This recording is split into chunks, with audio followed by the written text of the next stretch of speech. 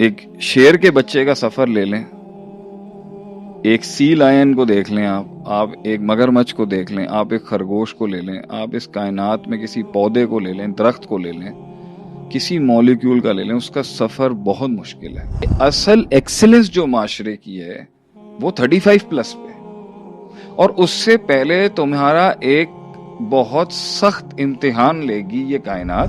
مار تو کہیں نہ کہیں پڑنی ہے, اگر رشتے میں پڑ رہی ہے, دوستوں میں پڑ رہی ہے, خاندان میں پڑ رہی ہے, یا پروفیشنل لائف میں پڑ رہی ہے, جہاں بھی مار پڑے اسے بلیسنگ لیتے ہیں, اسے ڈپریشن نہیں لیتے.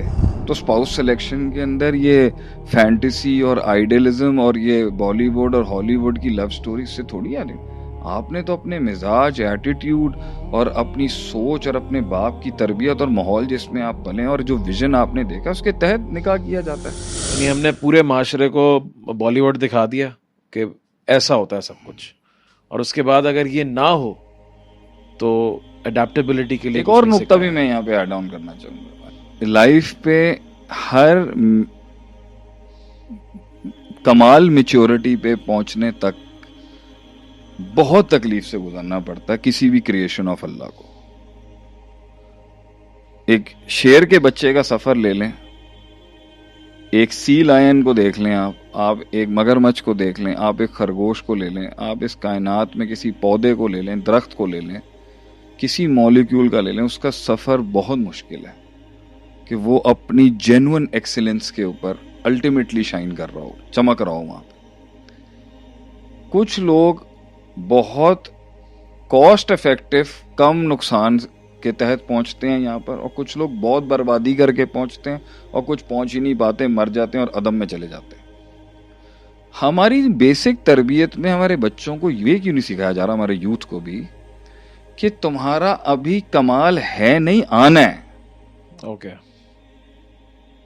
آپ کی پوری میڈیا, آپ کا سسٹم یہ گلوریفائی کر رہا ہے ہمیشہ سے کہ 40+ کا انسان جو ہے, یا 40 کے قریب کی عمر جو ہے, یہ بڑھاپا ہے یا مڈ ایج ہے, اور اصل کمال جو ہے وہ ایک 18 سال کے بچے کا ہے. بلکہ اب تو جو ڈرامے آ رہے ہیں اس کے اندر جو مین کیریکٹرز ہیں وہی 16-17 سال کے ہیں, سٹوری ان کے اوپر ہے. تو یہ برباد کر رہے ہیں نا لوگوں کو. ان کو یہ سمجھانا چاہیے کہ اصل ایکسلنس جو معاشرے کی ہے وہ 35+ پہ, اور اس سے پہلے تمہارا ایک بہت سخت امتحان لے گی یہ کائنات, تمہیں اس ایکسلنس تک کو ریئلائز کرانے کے لیے, اسے ایکنالج کرانے کے لیے, اسے میچور کرانے کے لیے.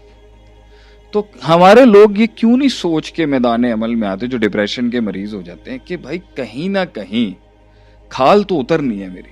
صحیح ہے. جسے ہم کہتے ہیں نا چھلا اترنا, جسے ہم کہتے ہیں یو گیٹ پیلڈ آف. مار تو کہیں نہ کہیں پڑنی ہے, اگر رشتے میں پڑ رہی ہے, دوستوں میں پڑ رہی ہے, خاندان میں پڑ رہی ہے, یا پروفیشنل لائف میں پڑ رہی ہے, جہاں بھی مار پڑے اسے بلیسنگ لیتے ہیں, اسے ڈپریشن نہیں لیتے. کہ انسان کی میچورٹی اور کلیئرٹی اور کنوکشن اور سرٹنٹی کے جو لیولز ہیں وہ ایکسپیرینس کے بعد آتے ہیں, اور بڑے سستے ایکسپیرینس کے اندر آپ کو اصل ریالٹی کائنات کی پتہ چل گئی, جس کے تحت آپ رہتے رہتے ایک بہت بڑے انسان بن سکتے ہیں اور بڑا سٹرکچر بنا سکتے ہیں. 4 شادیوں کا نقصان کر کے آپ کو یہ بات سمجھ میں آ رہی ہے, تو بھائی آپ چھوٹے سے گراس روٹ لیول پر 2 انسانوں کے ساتھ تعلق کر کے آپ کو یہ پتہ چل سکتا تھا کہ ہر آدمی کو ایک ڈنڈے سے نہیں چلاتے. You don't run everyone with one yardstick. یہ ایک بیسک اصول ہے ریلیشن شپس کا. حضرت نے 4 شادیاں خراب کر دی, مگر یہ بات سمجھ نہیں آئی. میں نے ابھی کسی کو سمجھایا تھا, ایک انسان کو, کہ یہ خاتون ٹھیک نہیں ہے تمہارے لیے. انہوں نے کیا کام پورا اپنا. صحیح. 6 مہینے بعد اب وہ ڈیورس لے رہے ہیں. وہ خود ہی بھاگ گئی ان کی طرف سے, کیونکہ وہ انہیں جس ماڈل میں ایکسیپٹ کر رہی تھی نا, وہ خاتون جو تھی, وہ ماڈل میں اس کی مردانگی بالکل زیرو ہو جانی تھی. جو مرد کو اللہ نے ایک بنایا ہے نا, اب یہ کوئی فیمنزم والا دماغ ہو, اوبویسلی بھائی آپ ایک مرد کو اللہ نے دنیا میں علیحدہ حیثیت دی ہے, عورت کو ایک علیحدہ حیثیت دی ہے. جو اس کے مقام ہے وہاں ہم نہیں پہنچ سکتے, اور جو ایک مرد کی پریزنس ہے اس تک کوئی اور نہیں پہنچ سکتا. تو وہ اپنی اس پریزنس کے آرٹیکلز کے ساتھ ہی ماں مرد ہے نا. صحیح ہے. تو اگر وہی چیزیں کمپرومائز ہو کے اگر وہ ایک رشتے میں انٹر ہو رہا ہے, تو پھر اس مرد کا اس ریلیشن شپ میں ہونے کا فائدہ ہے کہ اگر وہ مرد ہی نہیں ہے.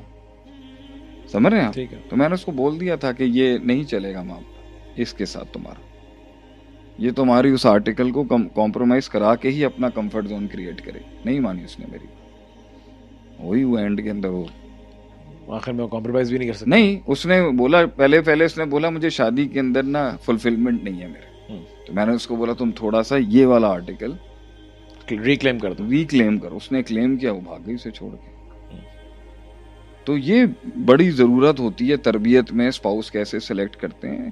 تو اسپاؤس سلیکشن کے اندر یہ فینٹیسی اور آئیڈیلزم اور یہ بالی ووڈ اور ہالی ووڈ کی لو اسٹوری سے تھوڑی آ رہی. آپ نے تو اپنے مزاج, ایٹیٹیوڈ اور اپنی سوچ اور اپنے باپ کی تربیت اور ماحول جس میں آپ پلے اور جو ویژن آپ نے دیکھا اس کے تحت نکاح کیا جاتا ہے.